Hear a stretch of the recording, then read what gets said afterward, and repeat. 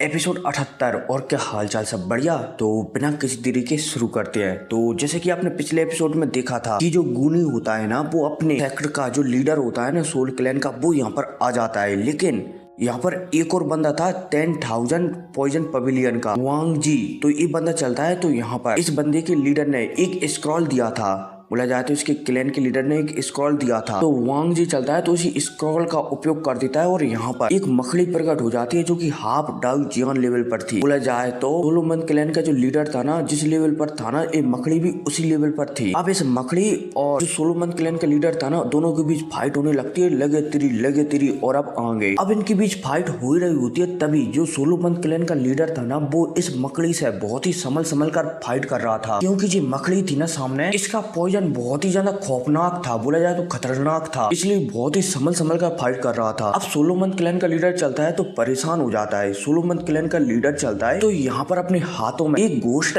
Energy को एकत्रित करता है, बोला जाए तो काले कलर का धुआं को एकत्रित करता है और इस काले कलर के धुएं से एक तलवार बना लेता है जो कि काले कलर की ही दिख रही होती है। अब इससे पहले सोलोमन क्लैन का लीडर इस तलवार से इस मकड़ी पर हमला कर पाता, उससे पहले ही ये मकड़ी चलती है तो एक अटैक, 7 जाल अटैक, जबकि और कुछ नाम है अटैक का, लेकिन मैंने 7 जाल अटैक कह दिया, ठीक है। अटैक कर देती है। अब जैसे ही ये मकड़ी ये अटैक करती है ना, और हाँ, इस मकड़ी को फिलहाल के लिए जो 10,000 पॉइजन सेक्टर का वांग जी है ना, वो कंट्रोल कर रहा है, ठीक है। अब जैसे ही वांग जी इस मकड़ी से ये अटैक करवाता है ना, तो जो सोलोमन क्लैन का लीडर था ना, जो हाथों में काले कलर की तलवार पकड़ा हुआ था, उसे ऐसा महसूस होने लगता है कि मानो उसके हाथ को किसी ने बांध दिया हो। अब इतने में हमें बताया जाता है कि आस पास से 7 मकड़ी के जालों में जो सोलोमन क्लैन का लीडर है ना, वो उलझा हुआ है। अब इतने में वांग जी चलता है, इसके कंट्रोल में जो मकड़ी थी ना, उसे ऑर्डर देता है कि सोलोमन के लीडर को निकल जाओ जिंदा, इससे तुम्हारी पावर बढ़ जाएगी और तुम, मतलब कि अभी इस मकड़ी के सिर्फ 7 पैर हैं, और जब ये 8 पैर हो जाएंगे ना इस मकड़ी के, तो ये मकड़ी किसी डाउ जियान लेवल के बराबर हो जाएगी। इसलिए यहाँ पर वांग जी चलता है तो सीधा ऑर्डर देता है कि सोलोमन क्लैन के लीडर को जिंदा निकल जाओ ताकि तुम्हारी पावर बढ़ सके। अब जब मकड़ी वांग जी की बात सुनती है ना, तो सोलोमन क्लैन का लीडर जो कि मकड़ियों के जाले में फंसा था, उसकी ओर आगे बढ़ने लगती है उसे खाने के लिए। हालांकि ये मकड़ी आगे बढ़ते समय सिर्फ अपने 3 पैरों से रंग रही होती है, सॉरी 2 पैरों से रंग रही होती है, और इसके जो 5 पैर थे ना, हाथ जैसे, उस 5 पैरों के हाथों में 5 प्रकार के अटैक, बोला जाए तो 5 प्रकार का पॉइजन एकत्रित हो जाता है, और तेजी से जो सोलोमन क्लैन का लीडर था ना, जो मकड़ी के जाले में उजला था, उसकी ओर अटैक करने के लिए आगे बढ़ने लगती है। अब सोलोमन क्लैन का लीडर जब ये देखता है कि मकड़ी उसे निकलने के लिए आ रही है, वो भी अटैक करने के बाद, तो सोलोमन क्लैन का लीडर चलता है तो उसके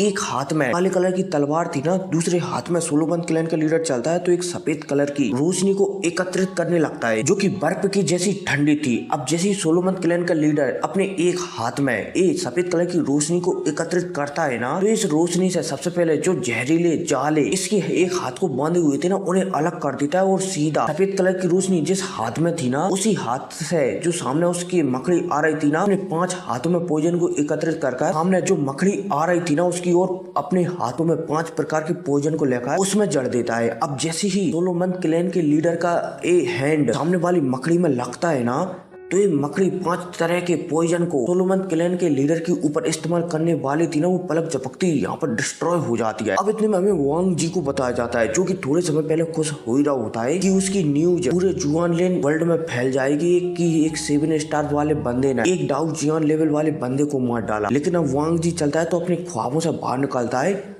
और सोलोमन क्लैन के लीडर को दिखने लगता है। अब जैसे ही सोलोमन क्लैन के लीडर के हाथों में वो एक सफेद कलर की रोशनी देखता है ना, तो यहाँ पर वांग जी है ना, सोलोमन क्लैन के लीडर के हाथों में जो सफेद रोशनी है ना, उसे पहचान जाता है, क्योंकि वांग जी के मास्टर, बोला जाए तो 10,000 पॉइजन पवेलियन के मास्टर ने वांग जी को कहा था कि उनका जो पॉइजन है ना, वो सिर्फ 2-3 चीजों से ही डिस्ट्रॉय हो सकता है, उनमें से एक है हेवनली सिल्क हैंड। अब वांग जी समझ जाता है कि सामने वाला सोलोमन क्लैन का बंदा हेवनली सिल्क हैंड का उपयोग कर रहा है, इसलिए उसके हर अटैक एकदम बेकार रहेंगे। इसलिए वांग जी चलता है तो यहाँ से निकलने की सोचने लगता है, क्योंकि अब वो सोलोमन क्लैन के लीडर से नहीं जीत सकता। अब जो अभी हाल सोलोमन क्लैन के लीडर ने जो स्पाइडर, बोला जाए तो मकड़ी को मारा है ना, वो कहीं ना कहीं वांग जी से कनेक्टेड था। तो उस मकड़ी के मरने की वजह से जो वांग जी है ना, वो भी बहुत ही ज्यादा कमजोर हो चुका है। इसके अलावा वो ब्लड की उल्टियां भी करता है। वांग जी समझ जाता है कि अब वो नहीं जीत सकता, इसलिए अपने मुंह से वो ब्लड निकालता है और यहाँ पर जो स्क्रॉल था ना, बोला जाए तो फॉर्मेशन था ना, उसी पर डाल देता है। अब जैसे ये ब्लड इस फॉर्मेशन पर पड़ता है ना, तो यहाँ पर एक पोर्टल बन जाता है जो वांग जी को निकल जाता है।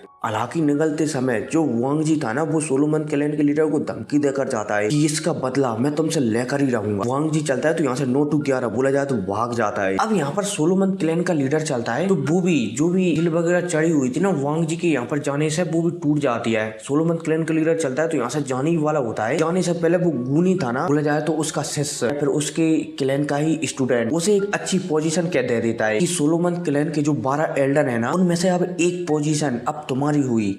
अब जब गूनी अपने क्लैन के लीडर की बात सुनता है ना तो वो बहुत ही ज्यादा खुश हो जाता है कि चलो मैं एक एल्डर बन गया। अब इतने में हमें की हाउ की को बताया जाता है जो कि सोलोमन क्लैन के लीडर को यहाँ से जाता हुआ देख रहा होता है। की हाउ की चलता है तो सोलोमन क्लैन के लीडर से कहने लगता है और हाँ जी की हाउ की है ना एक जुआन लिन फैमिली का एक स्टूडेंट है जो कोई जुआन लिन फैमिली की ओर से यहाँ पर आया है और इसका एक बड़ा भाई भी था। उसका नाम था की हाउ राइन। की हाउ की और की हाउ राइन की हमारे जान से फाइट हुई थी तो हमारे जान ने की हाउ राइन को हमारे जान के पास जो टोकन है ना बोला जाए तो सोलो क्लैन का उसकी सहायता से हमारे जान ने के बड़े भाई को मार दिया था की हाउ राइन को। ठीक है तो जी इसका नाम है की हाउ की। उम्मीद है समझ गए होंगे। अब जब ये की हाउ की सोलोमन क्लैन के लीडर और गूनी को यहाँ से जाता हुआ देखता है ना तो मना कर देता है कि इतनी जल्दी कहाँ से कहाँ जा रहे हो, तुम्हें इतनी जल्दी यहाँ से नहीं जाना चाहिए। सोलोमन क्लैन का लीडर जब की हाउ की बात सुनता है ना और उसके अंदर की शक्तियों को महसूस करता है ना तो वो समझ जाता है। सोलोमन क्लैन का लीडर चलता है तो की हाउ की से कहने लगता है कि मुझे उम्मीद नहीं थी कि तुम भी यहाँ पर आ जाओगे। अब जब की हाउ की ये सुनता है तो की हाउ की कुछ समझ जाता है। की हाउ की चलता है तो अपने हाथों की सील बदलता है और सील बदलते ही यहीं पर जुआन लिन फैमिली में जो अभी ड्रैगन आर्मी एकत्रित हुई थी ना वो पलक झपकती एक पोर्टल के द्वारा यहीं पर प्रकट हो जाती है। अब भाई साहब जैसे सोलोमन क्लैन का लीडर जुआन लिन फैमिली की ओर से ड्रैगन आर्मी को यहाँ पर आता हुआ देखता है ना और खासकर उसके अंदर किंग टियान को आता हुआ देखता है ना तो वो हैरान हो जाता है। सोलोमन क्लैन का लीडर चलता है तो किंग टियान से कहने लगता है कि मुझे उम्मीद नहीं थी कि तुम भी यहाँ पर आ जाओगे। वैसे तुमने नियमों को तोड़ दिया है यहाँ पर इतने सारे लोगों को लाकर। किंग टियान चलता है तो वो सोलोमन क्लैन के लीडर से कहने लगता है कि कौन से नियम, मैं किसी नियम नाम के व्यक्ति को नहीं जानता और नियम क्या होते हैं मुझे इसके बारे में कुछ पता ही नहीं है। मैं सिर्फ यहाँ पर जो तुम्हारे मतलब कि तुम्हारे पास जो कढ़ाई है ना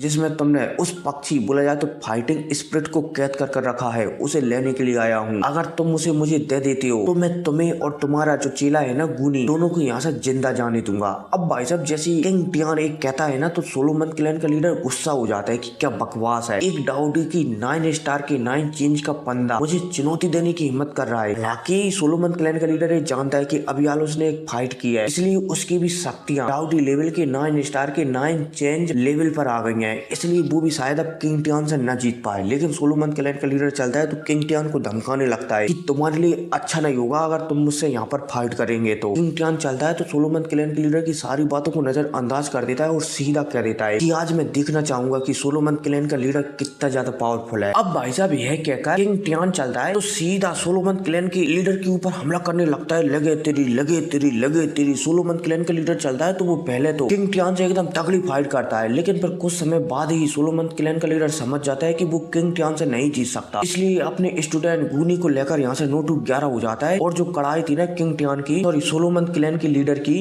जिसमें वो पक्षी कैद थी जाने से पहले सोलोमन क्लैन का लीडर इसमें कुछ गड़बड़ कर जाता है। बोला जाए तो वैसे जो कढ़ाई है ना जिसके अंदर वो पक्षी कैद है ये पक्षी अपने आप हिट सकता है बिना किसी मदद के लेकिन वो इंतजार कर रहा है सही मौके का कि जब आपस में सभी लोग लड़ झगड़ कर मर जाएंगे और जो कमजोर रहेंगे ना उन्हें मैं निगल जाऊंगा इसलिए ये पक्षी है ना अभी तक कढ़ाई में से नहीं हिटा है। उम्मीद है समझ गए होंगे। आगे बढ़ते। अब जैसे सोलोमन क्लैन का लीडर यहाँ से भागता है ना अपने स्टूडेंट गूनी को लेकर तो हमें सिर्फ यहाँ पर अब जुआन लिन फैमिली के लोग ही बताए जाते हैं। आगे यहाँ पर किंग टियान भी आया हुआ था जुआन लिन फैमिली की ओर से और वो अपने साथ ड्रैगन आर्मी के 9 बंदे भी लाया हुआ था। किंग टियान चलता है हमने जो पक्षी है ना जो कढ़ाई है ना उसे हाथ लगाने के लिए जाने वाला होता है लेने के लिए जाने वाला होता है तभी एक कढ़ाई कांपती है और इसे फूटती है और पक्षी आसमान में प्रकट हो जाता है। अब जब किंग टियान ये देखता है कि पक्षी आसमान में प्रकट हो गया है वो भी बहुत ही आसानी से इस कढ़ाई को तोड़कर तो किंग टियान यहाँ पर समझ जाता है कि ये पक्षी है ना ये बहुत ही ज्यादा चालाक है। पहले तो इसने जो सोलोमन क्लैन और 10,000 पॉइजन पवेलियन था ना दोनों के बीच आपस में फाइट करवाई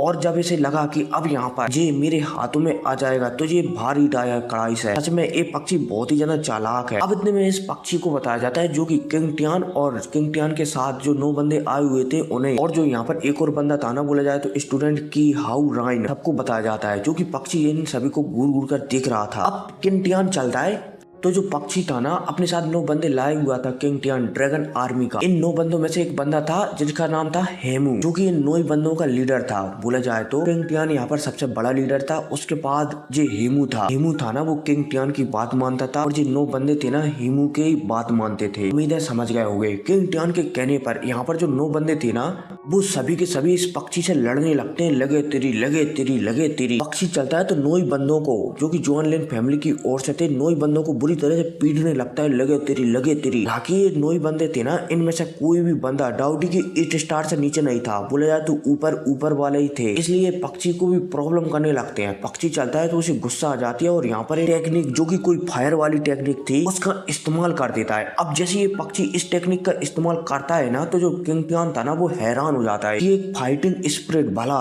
एक टेक्निक का इस्तेमाल कैसे कर सकती है। इतने में हमें इस पक्षी को बताया जाता है जो कि शायद किंग टियान की मन की बातों को समझ जाती है और यहाँ पर किंग टियान से कहने लगती है कि तुम्हें क्या लगता है कि सिर्फ जो फाइटिंग स्पिरिट बोला जाए तो जो टेक्निकें हैं वो सिर्फ इंसान ही यूज कर सकते हैं? नहीं, मैं भी कर सकती हूँ। अब जैसे ये पक्षी इस टेक्निक का उपयोग करती है ना तो जो नीचे था ना वहाँ पर चारों तरफ लावा ही लावा हो जाता है और उस लावा से एक 100 फुट बड़ी तलवार निकलकर बाहर आती है। अब जैसे ये तलवार निकलकर बाहर आती है ना तो ये जुआन लिन फैमिली के 9 बंदों में से सबसे पावरफुल बंदा हेमू था ना वो चलता है तो चिल्लाकर कहता है कि सभी की पावर मेरे अंदर डालो। अब जैसे ही ये 9 बंदे अपने लीडर हेमू की बात सुनते हैं ना तो ये 9 बंदे चलते हैं तो अपनी पावर हेमू के अंदर डालने लगते हैं। जो तलवार धरती से निकलकर आई थी ना आग वाली तलवार 100 फुट बड़ी, वो तेजी से जो 9 बंदे थे ना उनकी ओर आगे बढ़ने लगती है। अब इतने में हेमू चलता है तो यहाँ पर जुआन लिन हैंड का उपयोग कर देता है। सारे लोगों का अटैक बोला जाए तो शक्तियां मिलाकर जुआन लिन हैंड का उपयोग कर देता है। अब जैसे ही जुआन लिन हैंड बनता है ना तो ये तेजी से जो तलवार उनकी ओर आ रही थी ना तेजी से उसी की ओर आगे बढ़ने लगता है। अब जैसे ही यहाँ पर जुआन लिन हैंड और जो पक्षी था ना जिसने 100 फुट बड़ी तलवार बनाई थी आपस में टकराते हैं ना तो एक धमाका होता है बड़ा और चारों तरफ शक्तियों की बेवे फैलने लगती है। लेकिन जो नीचे लावा था ना उसे जुआन लिन हैंड से घंटा भी फर्क नहीं पड़ता। अब इसी के साथ सीन शिफ्ट होता है और हमें मैन फे को बताया जाता है और जो मैन फे है ना ये है पिल वैली से जाए तो एल्पिनिस्ट वैली से मैन फे चलता है तो यहाँ पर कहने लगता है कि ऐसा लगता है कि बहुत ही ज्यादा भयानक फाइट हो रही है वहाँ पर जहाँ से अभी हाल में आया हूँ। अच्छा हुआ मैं वहाँ से निकल आया। अब इतने में हमें शोंग किंग और होंग कियान को बताया जाता है और जो दोनों बंदे हैं ना ये है वांग जिया पवेलियन, बोला जाए तो शॉर्ट पवेलियन से। शोंग किंग समझ जाता है कि जो जुआन लिन फैमिली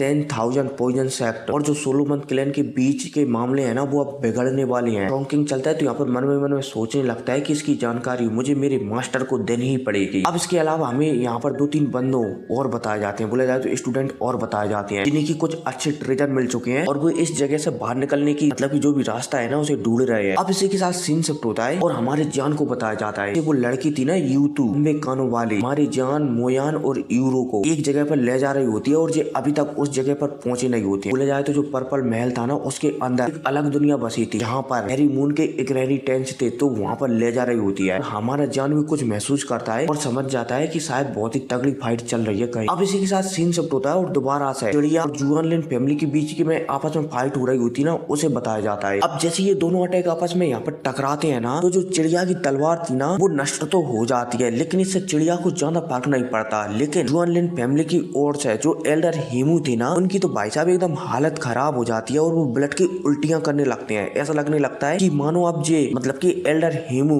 बहुत ही जल्दी निपटने वाले हैं। अब यहाँ पर एल्डर हेमू चलते हैं तो वो समझ जाते हैं कि शायद वो इस पक्षी से नहीं जीत सकते, इसलिए एल्डर हेमू चलते हैं तो किंग टियान की ओर देखने लगते हैं। अब जब किंग टियान एल्डर हेमू को दिखता हुआ देखता है ना तो वो समझ जाता है कि अब उसे कुछ करना पड़ेगा। किंग टियान चलता है तो यहाँ पर आगे बढ़ता है और जो पक्षी है ना उससे बात करने लगता है कि नमस्ते फाइटिंग स्पिरिट, मैं आपको यहाँ पर कुछ ऑफर देने के लिए आया हूँ। अगर आप मेरे साथ यहाँ से चलते हैं भविष्य में मेरी फाइटिंग स्पिरिट बनती है तो मैं आपसे वादा करता हूँ कि मैं इस जगह को कभी भी चोट नहीं पहुँचाऊंगा। अब जब यहाँ पर एक पक्षी किंग टियान की बात सुनती है ना तो इस बात को वो नकार देती है कि बाढ़ में जाओ, मैं तुम्हारी फाइटिंग स्पिरिट किसी भी कीमत पर नहीं मरने वाली। किंग टियान चलता है तो और भी अच्छे ऑफर देता है कि ऐसा करते हैं कि आप मेरी फाइटिंग स्पिरिट बन जाओ, बदले में जो फेरी मून है ना मैं उसका जिंदगी भर तक ख्याल रखूंगा, उसे किसी के हाथों में नहीं लगने दूंगा।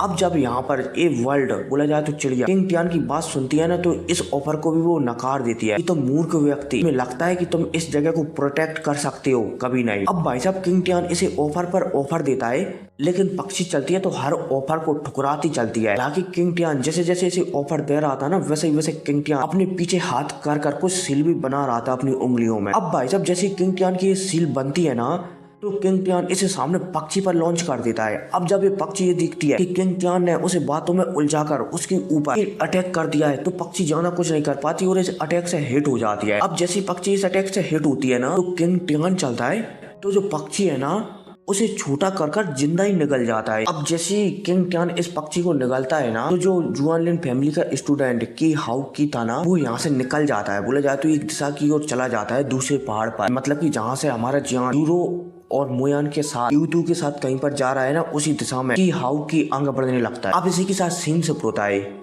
और हाँ, हमें किंग टियान के बारे में नहीं बताया गया है कि वो क्या है, क्या कर रहा है, क्या नहीं, ठीक है ना। लेकिन पलक झपकती 1 महीना गुजर जाता है और फिर 1 महीने के बाद हमें बाहर का सीन बताया जाता है। वांग हुआ पवेलियन को बताया जाता है, उसकी लीडर को बताया जाता है, जो कि यहाँ पर कह रही होती है एक और लड़की से कि अब जिस सेक्ट की जिम्मेदारी है ना, वो तुम्हें संभालनी पड़ेगी, क्योंकि जो फैंजियान पवेलियन का फेंग टियान है ना, वो मैं और पॉइजन सेक्ट की लीडर, हम इस दुनिया का एक्सपीरियंस लेने के लिए बहुत जल्द निकलने वाले हैं। अब जब यहाँ पर वांग हुआ पवेलियन की लीडर एक कहती है ना, तो जो दूसरा वाला जाए तो एक और औरत थी, वो मना करने लगती है कि पर ऐसा कैसे हो सकता है, जो फैंजियान है ना, ने तो पॉइजन सेक्ट की पवेलियन लीडर से शादी कर ली है, तो आप भला उनके साथ कैसे जा सकती हैं। वांग हुआ चलती है तो मुस्कुराने लगती है और कहने लगती है कि मैं फेंग टियान से प्यार करती हूँ और उसने मुझसे माफी मांग ली है और वो कह रहा है कि वो मुझसे भी शादी करेगा, इसलिए हम तीनों घूमने के लिए जा रहे हैं। मतलब कि भाई साहब समझ रहे हो, नाम क्या है, फैंजियान, और हमारे जियान का नाम तो आप पता ही है, जियान जियान घर की तो होंगे ही। खैर को नहीं आगे बढ़ते हैं। आप इसी के साथ सीन शिफ्ट होता है और हमें फैंजियान पवेलियन को बताया जाता है। खासकर फैंजियान पवेलियन में फेंग टियान को बताया जाता है, जो कि एक रूम में बैठकर अपनी दोनों गर्लफ्रेंडों के बारे में सोच रहे होते हैं। सॉरी मजाक कर रहा हूँ, मतलब कि जो यांची है ना, उसे छुड़ाने के बारे में प्लान बना रहे होते हैं। अब इसी के साथ सीन शिफ्ट होता है और फिर हमारे जियान को बताया जाता है। और जियान को वो खरगोश वाली लड़की थी ना, जिसके लंबे लंबे कान थे, वो लड़की जियान, मोयान और यूरो को लेकर एक जगह पर आ जाती है। और जिस जगह होती है ना, जिस जगह वही होती है इनहेरिटेंस वाली जगह। और लगातार 1 महीने ट्रेवल करने के बाद ये यहाँ पर पहुंचते हैं। एक महीने से ज्यादा ट्रेवल करने के बाद ये यहाँ पर पहुंचते हैं, क्योंकि 8-10 दिन तो जो वाली फाइट हुई थी ना, उसमें ही गुजर गए होंगे, लेकिन इसमें 1 महीने लिखा है, ठीक है। आगे बढ़ते हैं। अब हमारा जान चलता है तो एक पहाड़ के पास पहुंच जाता है। अब जैसे यूतू यहाँ पर हमारे जान, मोयान और यूरो को लाती है ना,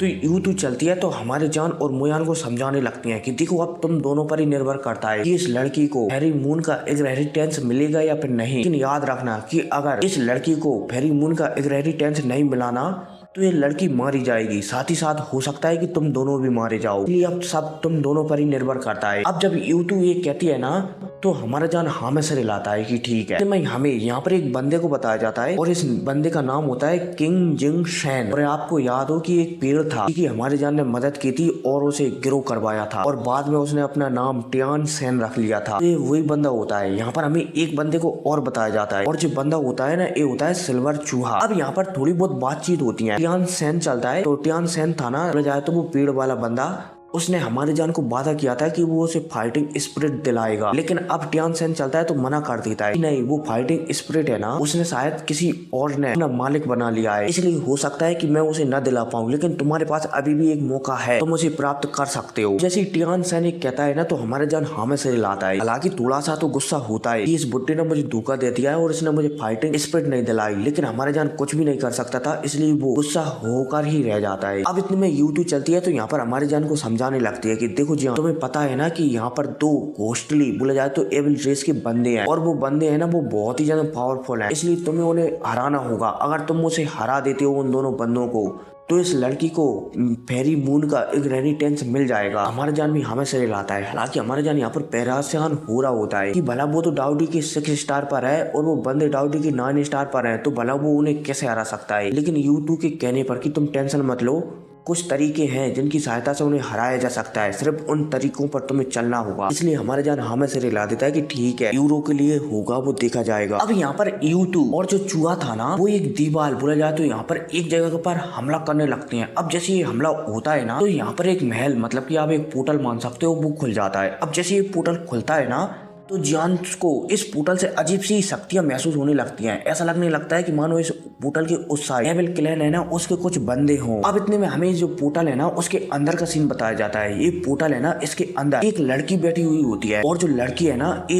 एक कांच का बॉक्स मान सकते हो, मतलब कि वैसे तो पिंजरा है लेकिन कांच का बॉक्स मान सकते हो, उसके अंदर कैद है। और जो लड़की जिस पिंजरे के बोला जाए तो जिस कांच के बॉक्स के अंदर कैद है ना, उसी के पीछे जस्ट पीछे 2 बॉक्स रखे हुए हैं कांच के, उनमें 2 दिल, इंसानों का दिल है ना, वैसा कैद है उनमें। और जो दिल है ना वो धड़क रहे हैं और इन दिलों से एविल शक्तियां बाहर निकल रही हैं। अब जो जितनी भी एविल शक्तियां बाहर निकलती हैं ना, जो लड़की इन दिलों के आगे बैठी हुई थी ना, सारी की सारी एविल शक्तियों को खाकर जो शुद्ध मतलब कि सच्ची शक्तियां रहती है ना, उनमें बदल देती है। अब जैसे ये लड़की महसूस करती है यहाँ पर कोई आ रहा है, तो ये लड़की बहुत सालों से जो अपनी आंखें बंद कर बैठी हुई थी ना, ये अपनी आंखें खोलती है। अब जैसे ये अपनी आंखें खोलती है ना, तो यहाँ पर एक स्टैचू था। आपको याद होगा कि हमारे जान को अकीरा फ्लेम मिली थी ना, तो आपने एक बंदे को देखा होगा वहीं पर, जो कि जियो फैमिली का ही था, जो पहले अकीरा फैमिली को कंट्रोल करता था। तो यहाँ पर उसी बंदे का स्टैचू भी रखा हुआ होता है। ये लड़की चलती है तो उस स्टैचू की ओर देखने लगती है और कहने लगती है कि क्या आप अभी भी जिंदा हो? चलो बता देता हूँ, ये स्टैचू है ना,